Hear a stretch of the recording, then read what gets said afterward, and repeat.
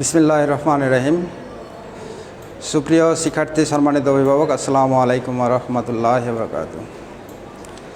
Ahmed Bawani academy online স্কুলে পঞ্চম শ্রেণীর গণিত ক্লাসে তোমাদের স্বাগতম। প্রিয় শিক্ষার্থী বন্ধুরা, আজকে আমি তোমাদের গণিত বইয়ের ষষ্ঠ অধ্যায় ভগ্নাংশ নিয়ে আলোচনা করব। ভগ্নাংশ আমরা পূর্বের ক্লাসেও জানছি, এখন আমরা এই ক্লাসেও কিছু বিষয় নিয়ে আলোচনা করব। তো তোমরা লক্ষ্য করো যে বোর্ডে আমরা প্রথমে লিখছি ভগ্নাংশ কি, আপনারা এটা জানবো। পাশাপাশি ভগ্নাংশের প্রকারভেদ জানবো, তারপরে প্রকৃত ভগ্নাংশ, অপ্রকৃত ভগ্নাংশ, মিশ্র ভগ্নাংশ, এগুলো সম্বন্ধে আমরা ধারণা নিব, এবং সমহার এবং সমলব বিশিষ্ট ভগ্নাংশগুলো কি এটা জানবো। তো শিক্ষার্থী বন্ধুরা, তোমরা প্রথমেই লক্ষ্য করো, আমি বোর্ডে দেখো তো, আমি বোর্ডে এটা কী আঁকছি, এটা আমরা একটা বৃত্ত আঁকছি। তো এই বৃত্তটাকে আমরা যদি চারটা অংশে ভাগ করি, কয় ভাগে ভাগ করলাম? চারটা ভাগে ভাগ করছি, 1 2 3 4। তা আমি যদি এখান থেকে একটা অংশ নিয়ে নিই, এই অংশটা আমি নিয়ে নিলাম, তাহলে আর বাকি থাকলো কটা? 3টা। তো এই যে আমরা একটা বৃত্তকে চারটা ভাগ করলাম, ভাগ করার পরে একটা অংশ বাদ দিলাম বা লিখলে, এটাকে আমরা আসলে প্রতীক হিসাবে যদি লিখতে চাই যে একটা বৃত্তের চারটা অংশ ছিল, চারটা অংশ থেকে একটা অংশ নিলাম, তো এটাকে আমরা কিভাবে লিখতে পারি? ভগ্নাংশ আকারে লিখতে গেলে আমরা এটা লিখব 4 ভাগের 3 ভাগ, 4 ভাগের 3 ভাগ।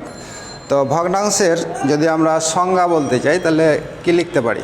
যে কোনো বস্তু বা পরিমাণের অংশ, কোনো বস্তু বা পরিমাণের অংশ নির্দেশ করতে আমরা যে সংখ্যা ব্যবহার করব তাকেই ভগ্নাংশ বলে। তাহলে কোনো বস্তু বা পরিমাণের অংশ নির্দেশ করতে যে সংখ্যা ব্যবহার করা হয় তাকেই কি বলে? ভগ্নাংশ। আমরা যদি সংজ্ঞাটা লিখি, আমরা এভাবে লিখব, ভগ্নাংশ কোনো বস্তু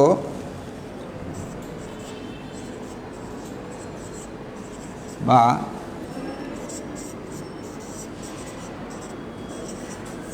পরিমাণের,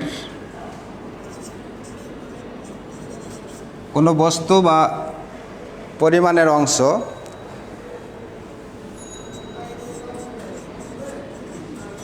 নির্দেশ করতে যে সংখ্যা ব্যবহার করা হয় তাকে ভগ্নাংশ বলে। তাহলে আমরা সংজ্ঞা হিসাবে যদি ভগ্নাংশ কি এরকম পরীক্ষায় যদি থাকে, একটা সংক্ষিপ্ত প্রশ্ন হিসাবে, তাহলে আমরা সংজ্ঞাটা এটা লিখব যে কোনো বস্তু বা পরিমাণের অংশ নির্দেশ করার জন্য যে সংখ্যা ব্যবহার করা হয় তাকেই আমরা ভগ্নাংশ বলবো। আমরা উদাহরণস্বরূপ যদি বলি, যেমন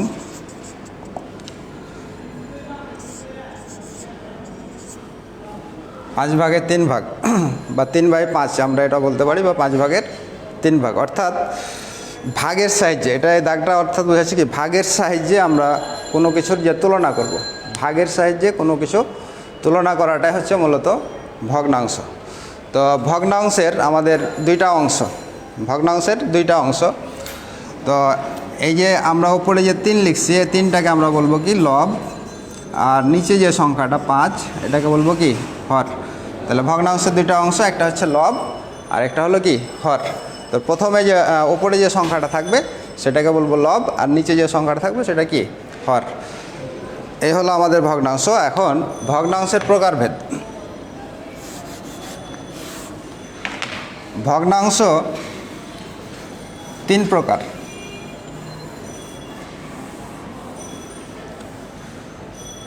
ভগ্নাংশ হচ্ছে তোমার তিন প্রকার। এক নম্বরে হচ্ছে তোমার প্রকৃত ভগ্নাংশ,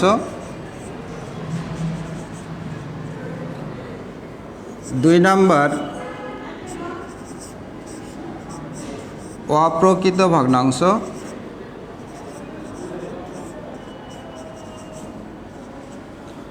আর তিন নম্বরে মিশ্র ভগ্নাংশ। মিশ্র ভগ্নাংশ। তাহলে ভগ্নাংশ আমরা কয় প্রকার লিখলাম? ভগ্নাংশ তিন প্রকার: প্রকৃত ভগ্নাংশ, অপ্রকৃত ভগ্নাংশ এবং কি মিশ্র ভগ্নাংশ। এখন আমরা প্রত্যেকটা ভগ্নাংশের আমরা জানবো আসলে প্রকৃত ভগ্নাংশটা কি, অপ্রকৃত ভগ্নাংশ কি, মিশ্র ভগ্নাংশ কি। তো প্রকৃত ভগ্নাংশ যেটা হবে সেটা হচ্ছে তোমার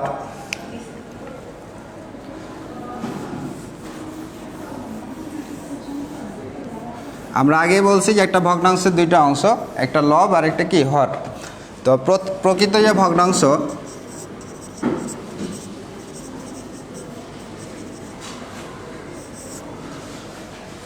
প্রকৃত ভগ্নাংশের লব হবে কি সবসময় ছোট, লব ছোট এবং হরটা হবে কি বড়। যেমন আমি একটা উদাহরণ যদি বলি তাহলে এখানে 4/5 অর্থাৎ 5 ভাগের 4 ভাগ। এখানে আমরা দেখতে পাচ্ছি যে 4টা হচ্ছে কি লব আর 5টা হচ্ছে কি হর। তো এখানে আমরা লবটা কি পাচ্ছি, এটা লবটা হচ্ছে কি ছোট, হরটা হচ্ছে কি বড়। তাহলে যে ভগ্নাংশের লব ছোট এবং হর বড় তাকেই আমরা প্রকৃত ভগ্নাংশ বলবো। আবার এভাবে বলতে পারি যে যে ভগ্নাংশের লব অপেক্ষা হর বড় তাকেই প্রকৃত ভগ্নাংশ বলে। তো এটা আমরা অবশ্যই মনে রাখবো যেন এটা ভুল না হয় যে যে ভগ্নাংশের লবটা সবসময় বড় ছোট হবে এবং হরটা কি হবে বড় হবে, তাহলে আমরা এটাকে বলবো কি প্রকৃত ভগ্নাংশ। এটা লব, এটা হর। তাহলে আমরা সংজ্ঞা হিসাবে যদি থাকে যে প্রকৃত ভগ্নাংশ কাকে বলে, তাহলে আমরা লিখব কি যে ভগ্নাংশের লব অপেক্ষা হর বড় তাকে প্রকৃত ভগ্নাংশ বলে। আমরা আরও উদাহরণ দিতে পারি। 3/7, 2/3, এগুলো প্রত্যেকটা ভগ্নাংশ কি প্রকৃত, কারণ এখানে আমরা দেখতে পাচ্ছি যে এখানে লবটা ছোট, হরটা বড়। তাহলে শিক্ষার্থী বন্ধুরা আমরা বুঝতে পারছি যে প্রকৃত ভগ্নাংশ কাকে বলে। যে এরপরে আমরা যেটা বলছিলাম যে অপ্রকৃত ভগ্নাংশ।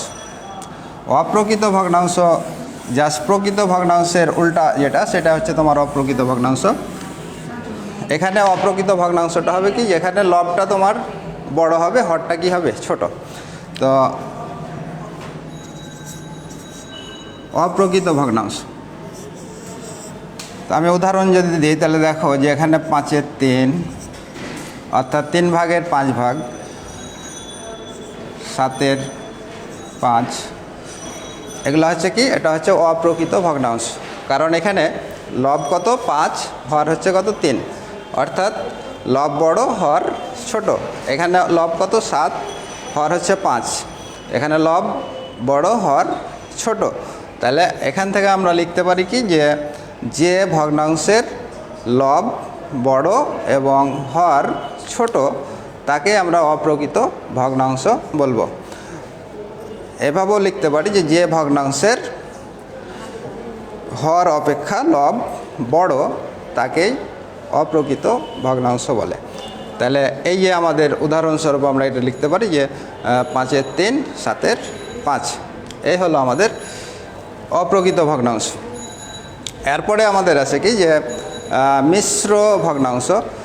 মিশ্র ভগ্নাংশটা হচ্ছে কি যে অপ্রকৃত ভগ্নাংশের আরেকটা রূপ যেটা, সেটা হচ্ছে তোমার কি মিশ্র ভগ্নাংশ। ওটাও অপ্রকৃত ভগ্নাংশ কিন্তু তার আরেকটা রূপ। তো এখানে যদি আমরা লিখি সংজ্ঞা হিসাবে মিশ্রটা, দেখো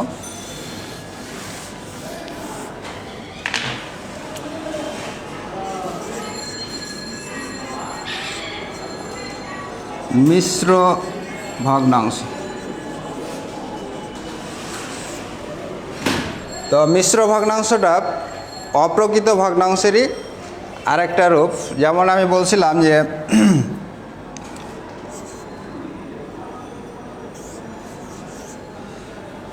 7-এর 5, 7/5 অর্থাৎ 5 ভাগের 7 ভাগ, এটা আমরা বলছি কি এটা একটা অপ্রকৃত ভগ্নাংশ। এখন এই ভগ্নাংশটাকে যদি আমরা ভাগ করি তাহলে কি হবে দেখো, অর্থাৎ আমরা 5 দিয়ে 7কে আমরা ভাগ করব, তাহলে 5-1-কে 5, 2, এখানে ভাগশেষ 2 থাকলো, অর্থাৎ এই 2টা আমরা এভাবে লিখব যে তোমার এভাবে। অর্থাৎ আমরা অপ্রকৃত মিশ্র ভগ্নাংশের যদি একটা উদাহরণ বলি তাহলে 1/2/5, 1/2/5। তো এখানে দেখো একটা হচ্ছে কি একটা পূর্ণ সংখ্যা, একটা পূর্ণ সংখ্যার সাথে আর এই অংশটা যেটা বলছিলাম যে এই যে 2/5 বা 5 ভাগের 2 ভাগ, এটা হচ্ছে কি এটা হচ্ছে প্রকৃত, এটা প্রকৃত ভগ্নাংশ। এটা এই অংশটা হচ্ছে প্রকৃত ভগ্নাংশ, আর তার সাথে কি যুক্ত আছে একটা পূর্ণ সংখ্যা 1 যুক্ত আছে। তাহলে এই একটা হচ্ছে কি এটা পূর্ণ সংখ্যা। তো একটা পূর্ণ সংখ্যার সাথে একটা অপ্রকৃত ভগ্নাংশ যুক্ত হলে যেই ভগ্নাংশটা আমরা পাবো সেটাই হচ্ছে কি মিশ্র ভগ্নাংশ। একটা পূর্ণ সংখ্যার সাথে একটা প্রকৃত ভগ্নাংশ, একটা পূর্ণ সংখ্যার সাথে একটা প্রকৃত ভগ্নাংশ যুক্ত করে আমরা যেই ভগ্নাংশটা পাচ্ছি সেটা হচ্ছে কি মিশ্র ভগ্নাংশ। অর্থাৎ আমরা সংজ্ঞা হিসাবে যদি লিখি যে ভগ্নাংশের একটি পূর্ণ সংখ্যা সাথে একটি প্রকৃত ভগ্নাংশ যুক্ত থাকে তাকেই মিশ্র ভগ্নাংশ বলে। তাহলে মিশ্র ভগ্নাংশের সংজ্ঞাটা আমরা এভাবে দেব যে ভগ্নাংশে একটি পূর্ণ সংখ্যার সাথে একটি প্রকৃত ভগ্নাংশ যুক্ত থাকে তাকেই মিশ্র ভগ্নাংশ বলে। আমরা উদাহরণ হিসাবে আরও দিতে পারি 2/3/4, এটাও কি এটা হচ্ছে একটা কি এটাও একটা মিশ্র ভগ্নাংশ, কারণ এখানে আমাদের একটা পূর্ণ সংখ্যা কত, পূর্ণ সংখ্যা 2, তার সাথে যুক্ত আছে কি 4/3, এটা হচ্ছে একটা কি প্রকৃত ভগ্নাংশ। এভাবে আমরা অসংখ্য উদাহরণ দিতে পারবো। তাহলে আমরা মিশ্র ভগ্নাংশটা জানলাম যে ভগ্নাংশে একটি পূর্ণ সংখ্যার সাথে একটি প্রকৃত ভগ্নাংশ যুক্ত থাকে তাকেই মিশ্র ভগ্নাংশ বলে। তো শিক্ষার্থী বন্ধুরা, আমরা এই যে ভগ্নাংশ যে 3 প্রকার এটা আমরা জানলাম। এটা খুবই গুরুত্বপূর্ণ বিষয়, যেটা আমরা মাঝে মধ্যে ভুল করি, তো এটা আমরা খুব ভালোভাবে মনে রাখবো। তো আমি আবার রিপিট করতেছি যে প্রকৃত ভগ্নাংশের ক্ষেত্রে সবসময় মনে রাখতে হবে যে হরটা সবসময় বড় হবে, হর কি বড় হবে এবং লবটা কি হবে ছোট হবে, সেটা হচ্ছে তোমার কি প্রকৃত। আর অপ্রকৃত যেটা হবে সেটা লব বড় হবে এবং হরটা কি হবে ছোট হবে। এবং মিশ্র যেটা একটা অপ্রকৃত যে ভগ্নাংশটা ওটাকে আমরা ভাগ করে সমস্ত আকারে লিখি। যখন আমরা যে 2/3/4 এটা যখন আমরা পড়বো তখন লিখব কি 2/3/4, এটাইভাবে আমরা পড়বো। এটা হচ্ছে একটা পূর্ণ সংখ্যার সাথে একটা প্রকৃত ভগ্নাংশের সংযুক্ত সেটা হচ্ছে মিশ্র ভগ্নাংশ। তাহলে আমরা এই 3টা ভগ্নাংশ সম্বন্ধে ধারণা পেলাম। এখন সমহর বিশিষ্ট ভগ্নাংশ আসলে কোনগুলা? সমহর বিশিষ্ট ভগ্নাংশ, সমহর বিশিষ্ট ভগ্নাংশ কোনগুলাকে আমরা বলবো? এখানে একাধিক যদি ভগ্নাংশ থাকে তো এইসব একাধিক ভগ্নাংশের হরগুলা যদি তোমার একই সংখ্যা হয়, একাধিক ভগ্নাংশের হর যদি একই সংখ্যা হয় তাহলে ওগুলাকে আমরা কি বলবো? সমহর বিশিষ্ট ভগ্নাংশ। দেখো আমি এখানে কয়েকটা ভগ্নাংশ লিখি। 3/5, 2/5, 7/5। এখানে লক্ষ্য করো যে এখানে আমি 3টা ভগ্নাংশ লিখছি, 3/5, 2/5, 7/5, অর্থাৎ 5/3 ভাগ, 5/2 ভাগ, 5/7 ভাগ। এখানে প্রত্যেকটা ভগ্নাংশে লক্ষ্য করো যে হর কিন্তু একই রকম সংখ্যা, অর্থাৎ প্রত্যেকটা ভগ্নাংশের হর হচ্ছে 5। তো এই যে একাধিক ভগ্নাংশে যে হরগুলো আমরা পেলাম প্রত্যেকটা হরই কি একই রকম যদি হয় তাহলে আমরা এটাকে কি বলবো? এটা হচ্ছে সমহর বিশিষ্ট ভগ্নাংশ। অর্থাৎ হরগুলা একই রকম যদি হয় তাহলে আমরা এটাকে সমহর বিশিষ্ট ভগ্নাংশ বলবো। আচ্ছা, এখানে সমহর বিশিষ্ট ভগ্নাংশ সেটা প্রকৃত হতে পারে আবার অপ্রকৃত হতে পারে। দেখো এখানে আমাদের এই 2টা ভগ্নাংশ কি? এই দুইটা হচ্ছে আমাদের কি প্রকৃত ভগ্নাংশ, কিন্তু এটা আবার কি, এটা হচ্ছে অপ্রকৃত ভগ্নাংশ। তাহলে সমহর বিশিষ্ট ভগ্নাংশ আমরা বুঝতে পারছি। এরপরে সমলব যদি হয় তাহলে সেক্ষেত্রে কি হবে, একই রকম, যে লব যেহেতু বলছে তার মানে লবগুলো একই রকম হবে। একাধিক ভগ্নাংশের যখন লবগুলো আমাদের একই রকম হবে তখন আমরা এটা বলবো কি, সমলব বিশিষ্ট ভগ্নাংশ। সমলব যদি আমরা বলি তাহলে সমলব বিশিষ্ট ভগ্নাংশগুলো যদি দেখা যায়, উদাহরণ 2-এর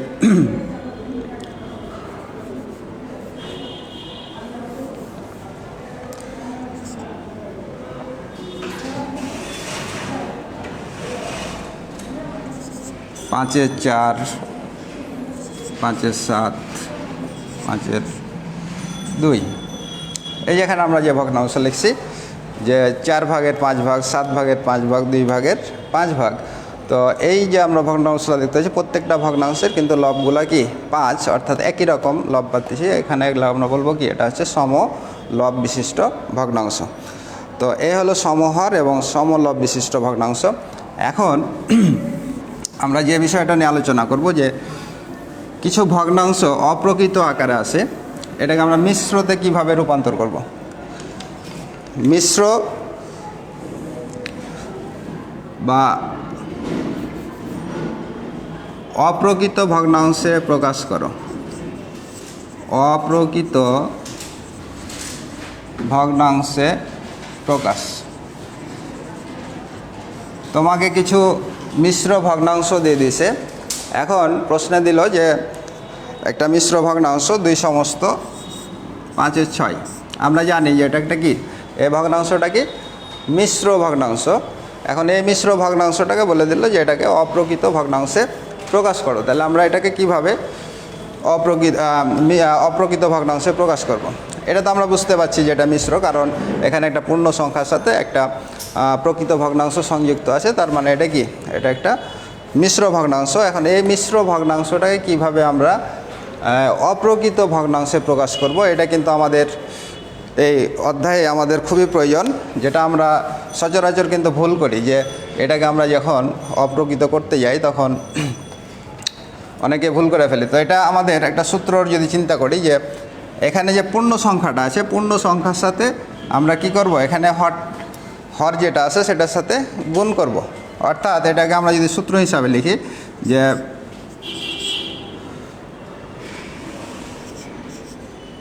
অপ্রকৃত ভগ্নাংশ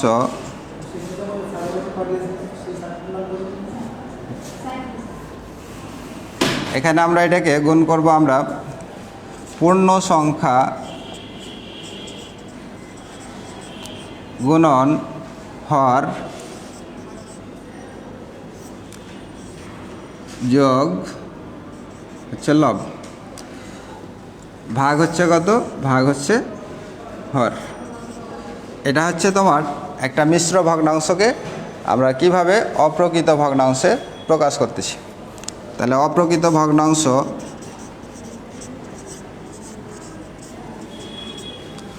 পূর্ণ সংখ্যা গুণন হর যোগ কত, লব, ভাগ হচ্ছে কত, হর। তো এই যে আমাদের যে মিশ্র ভগ্নাংশটা আছে 2 সমস্ত 5-এর 6, এটাকে আমরা যখনই অপ্রকৃত করব তখন আমরা এই সূত্র অনুযায়ী যদি লিখি তাহলে পূর্ণ সংখ্যা কত, আমাদের পূর্ণ সংখ্যা হচ্ছে 2, পূর্ণ সংখ্যা 2 গুণন হর, হর কত, এখানে হর হচ্ছে তোমার 6, তাহলে 2 গুণন 6 যোগ কত, লব, লব কত আমাদের 5, আর নিচে কত, নিচে হচ্ছে হর, হর তো কি 6, মানে হরের কোনো পরিবর্তন হবে না। মিশ্র ভগ্নাংশ এখানে যেটা হরটা আছে হর নিচে থাকবে, আর পূর্ণ সংখ্যা গুণন হর যোগ হচ্ছে লব। তাহলে এটাকে আমরা গুণ করলে কি হবে, গুণ করলে দেখো 6 দুগুণা 12, 12 যোগ 5 ভাগ হচ্ছে 6, অর্থাৎ 12 আর 5 কত, 17, নিচে 6। এটাই হলো আমাদের অপ্রকৃত ভগ্নাংশ। তাহলে শিক্ষার্থী বন্ধুরা, তোমরা অবশ্যই এখান থেকে বুঝতে পারছো যে একটা মিশ্র ভগ্নাংশকে কিভাবে আমরা অপ্রকৃত ভগ্নাংশে রূপান্তর করলাম। তো অপ্রকৃত ভগ্নাংশে তোমরা এই জিনিসটা অবশ্যই মনে রাখবা, তাহলে আমাদের অপ্রকৃত ভগ্নাংশ করতে সুবিধা হবে, যে পূর্ণ সংখ্যা গুণন হর যোগ হচ্ছে লব, ভাগ হচ্ছে কত, হর। এটা হচ্ছে তোমার মিশ্র ভগ্নাংশ থেকে অপ্রকৃত ভগ্নাংশে প্রকাশ। আমি যদি আরেকটা উদাহরণ দিই, 3 সমস্ত 5/8, এটাকে আমাদের অপ্রকৃত ভগ্নাংশে রূপান্তর করব কিভাবে? দেখো তো শিক্ষার্থী বন্ধুরা, দেখো এখানে পূর্ণ সংখ্যা কত? 3, আর এখানে হর হচ্ছে কত? 8। তাহলে আমরা লিখব কত? 3 গুণন 8 যোগ কত? লব, মানে 5 ভাগ কত? ভাগ 8। তাহলে পূর্ণ সংখ্যা গুণন হর যোগ লব 5 ভাগ হচ্ছে হর হচ্ছে কত? 8। তার মানে 3 8 24 যোগ 5 আর নিচে কত? 8। তাহলে আমরা পেলাম কত? 29 8। তাহলে এটা হলো আমাদের কি? অপ্রকৃত ভগ্নাংশ।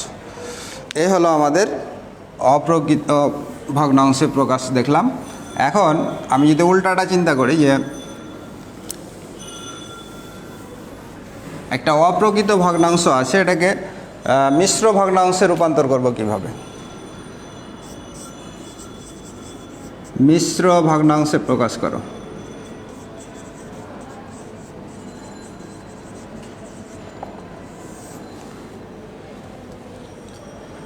যেমন আমি যদি লিখি, ধরো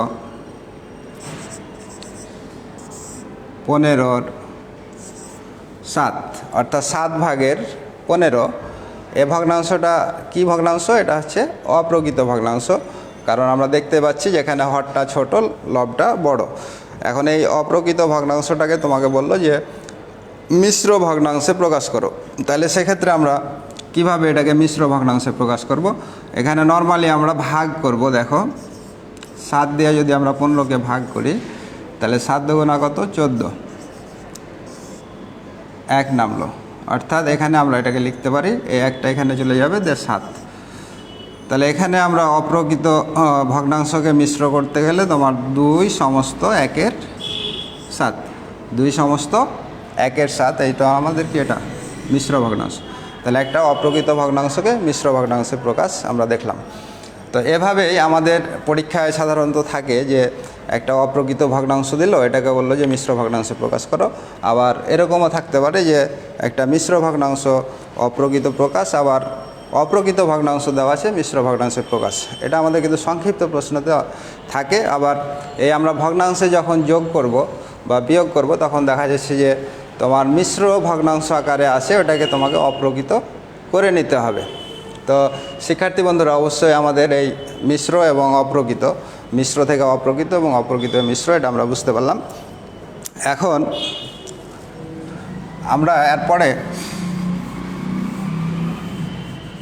ভগ্নাংশের কয়েকটা আমরা যদি যোগ করি, কয়েকটা যোগ দেখো যে আমরা ভগ্নাংশের যোগ করব কিভাবে।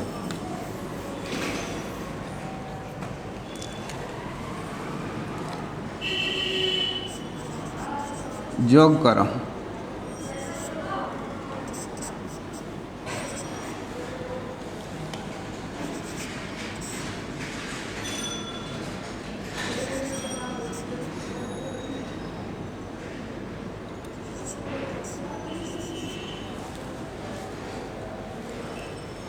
4 ভাগের 5 ভাগ যোগ 4 ভাগের 3 ভাগ। তো এটাকে আমাদের দুইটা ভগ্নাংশ আছে, আর ভগ্নাংশ দুইটা কি বলো তো? এখানে আমাদের প্রথম ভগ্নাংশটা কি? এটাও অপ্রকৃত, আর এটাও কি আমাদের? এটা হচ্ছে প্রকৃত। তো এই দুইটা ভগ্নাংশ আছে, এই দুইটাকে আমাদের যোগ করতে হবে। তো যোগ করার সময় তোমাদের যে বিষয়টা খেয়াল রাখতে হবে, যে আমাদের দুইটা ভগ্নাংশের হর লক্ষ্য করো, হর দুইটা কিন্তু একই রকম। তো হর যদি আমাদের একই রকম থাকে, তাহলে আমাদের এই 4 এবং 4, এটার লসাগুটা কিন্তু 4ই হবে। ঠিক আছে? তাহলে সর্বপ্রথম আমাদের যে কাজটা করতে হবে, এখানে ভগ্নাংশ যোগ করার ক্ষেত্রে এখানে প্রথমে লসাগু করতে হবে। তো লসাগু এই 4 আর 4, যেহেতু হর একই রকম, তাহলে আমাদের একটা হর আমরা এখানে লসাগু হিসাবে বসিয়ে দিতে পারি। অর্থাৎ লসাগু হলো কত? 4। একই সংখ্যা থাকলে এই সুবিধাটা আছে যে একই সংখ্যা থাকলে আমরা লসাগু না করে সরাসরি বসিয়ে দিতে পারবো যে এটা লসাগু কত? 4। এখন 4 লসাগু বের করলাম, করার পরে এখানে যে আমাদের হরটা আছে, হর কত? হর হচ্ছে 4। এই হর দিয়ে আমরা এই লসাগু যেটা পাইছি, এটা কি করব? ভাগ করব। অর্থাৎ 4কে 4 দিয়ে আমরা কি করব? ভাগ করব। 4কে 4 দিয়ে ভাগ করলে কত হবে? 4 1 4। তো ভাগফল কত পেলাম? ভাগফল 1 পেলাম। এখন যে ভাগফলটা পাইছি এই ভাগফলটা আবার লবের সাথে আমরা গুণ করব। ভাগফলটা লবের সাথে গুণ করব, তাহলে 1-এর সাথে আমরা যদি 5 গুণ করি তাহলে কত হবে? 5-1-কে 5 যোগ একই কাজ এখানে আমরা যে কাজটুকু করলাম, এই দ্বিতীয় যে ভগ্নাংশটা আছে এটাও একই রকম কাজ করব। এই 4 দিয়ে আবার এই 4-কে কী করব? ভাগ করব। 4-কে 4 দিয়ে ভাগ করলে কত হবে? 1 হবে। 1-এর সাথে আবার কি করব? 3 গুণ করব, তাহলে গুণ করলে 3-1-কে 3। এই হলো আমাদের লসাগু করলাম। লসাগু করার পরে এই লসাগুকে আবার কি এই দুইটা হর দিয়ে ভাগ করছি, ভাগফল আবার লবের সাথে গুণ করে এখানে যোগ চিহ্ন যোগ দিয়েছি। আচ্ছা, এখন এটা আমরা যদি যোগ করি তাহলে কত হবে? 5 আর 3 যোগ করলে হবে 8, আর নিচে কত? 4। তাহলে এখানে 4 ভাগের 8 ভাগ।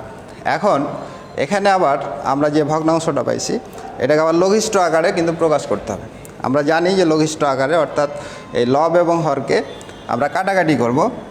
এমন কোনো সংখ্যা যে দুইটা সংখ্যাকে ভাগ করা যায়। দেখো আমরা যদি 4 দিয়ে কাটি, 4-কে 4 দিয়ে ভাগ করলে কত? 1, আর 4 দিয়ে 8-কে ভাগ করলে 2। তাহলে আমরা কত পেলাম? সমান ওপরে পাইছি 2 আর নিচে 1। তো নিচের 1-এর কোনো মূল্য নাই, অর্থাৎ এখানে যোগ করা হলো কত? 2। এই হলো আমাদের ভগ্নাংশের কি যোগ। তাহলে এখান থেকে আমরা যে বিষয়টা বুঝলাম যে সর্বপ্রথম আমাদের খেয়াল করতে হবে যে হরগুলা যদি একই রকম থাকে তাহলে ওখান থেকে যে কোনো একটা আমরা লসাগু হিসাবে নিয়ে নেব। তারপরে এই লসাগুকে আমরা হর দিয়ে ভাগ করব। ভাগ করার পরে যে ভাগফল পাবো লবের সাথে গুণ করে আমরা যোগ হিসাবে লিখব। এই হলো আমাদের যোগ করার পরে যেটা পেলাম, এটাকে আবার কি লঘিষ্ঠ আকারে যদি ভাগ করা কাটাকাটি করা যায় তাহলে আমরা কাটাকাটি করে অ্যান্সারটা বের করব। এই হলো আমাদের ভগ্নাংশের যোগ। এখন আমি যদি আরেকটা দেখাই, দেখো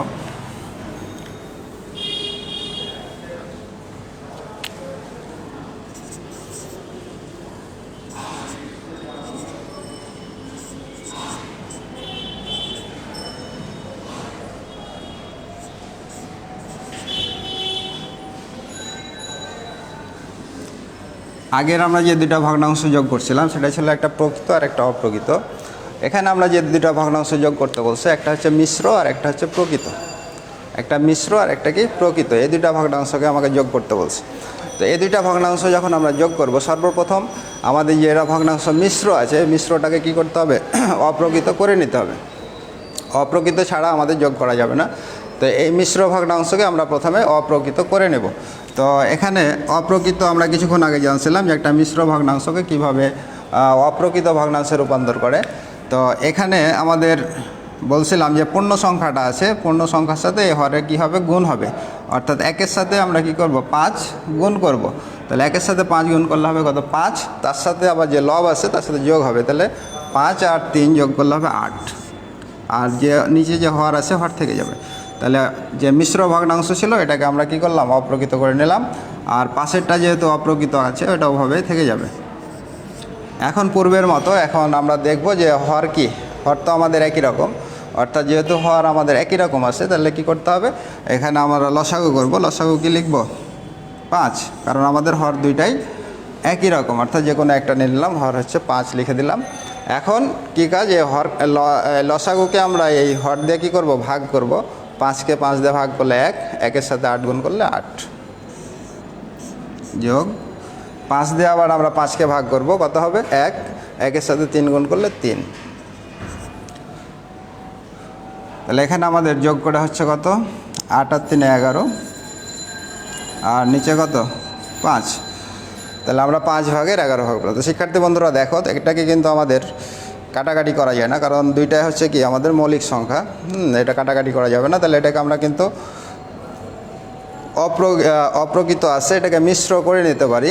তাহলে মিশ্র করলে কি হবে? দেখো আমরা 5 দিয়ে 11-কে যদি ভাগ করি, 5 দেব না 10, 1, তাহলে আমরা এটাকে লিখতে পারবো 2 সমস্ত 1-এর 5। তাহলে 2 সমস্ত 1-এর 5, এটা হচ্ছে আমাদের এই দুইটা ভগ্নাংশের সমষ্টি। তো শিক্ষার্থী বন্ধুরা নিশ্চয়ই তোমরা বুঝতে পারলা, আমরা ভগ্নাংশ নিয়ে আলোচনা করলাম, তার পাশাপাশি কিছু আমরা দেখলাম যোগ করা, যে মিশ্র ভগ্নাংশের সাথে অপ্রকৃত ভগ্নাংশের যোগ বা প্রকৃতর সাথে অপ্রকৃত যোগ। তো এভাবেই আমরা অঙ্কগুলো করব। আমাদের এই 6 অধ্যায়ের প্রথম যে অনুশীলনীটা 6-এর ক, 6-এর কয়ে আমাদের মূলত যোগ বিয়োগই আছে। তো এই অঙ্কগুলো আমরা করব। আর আমরা আগামী ক্লাসে আমরা যে অঙ্কগুলো বাকি আছে, বিশেষ করে ভগ্নাংশের আরও বিয়োগ আছে, কথার অঙ্ক আছে কয়েকটা, এই অঙ্কগুলো নিয়ে আলোচনা করব। তো আজকে আমরা যে বিষয় নিয়ে আলোচনা করলাম এটি খুবই গুরুত্বপূর্ণ বিষয়, যে পরবর্তীতে আমরা যে অঙ্কগুলো করব সেই ক্ষেত্রে কাজে লাগবে। বিশেষ করে প্রকৃত ভগ্নাংশ এবং অপ্রকৃত মিশ্র এগুলা ধারণা সবসময় আমাদের থাকতে হবে অঙ্ক করার ক্ষেত্রে। তো এই ক্লাসটা দেখে অবশ্যই তোমরা কিছুটা হলেও উপকৃত হবে, তোমরা বারবার ক্লাসটা দেখবা। আর আগামী ক্লাসে আমরা পরবর্তী অঙ্কগুলো করার চেষ্টা করব। তো শিক্ষার্থী বন্ধুরা, তোমরা এ পর্যন্ত ভালো থাকো, আগামী ক্লাসে আবার দেখা হবে। সবাই সুস্থ থাকো, নিরাপদে থাকো। খোদা হাফেজ।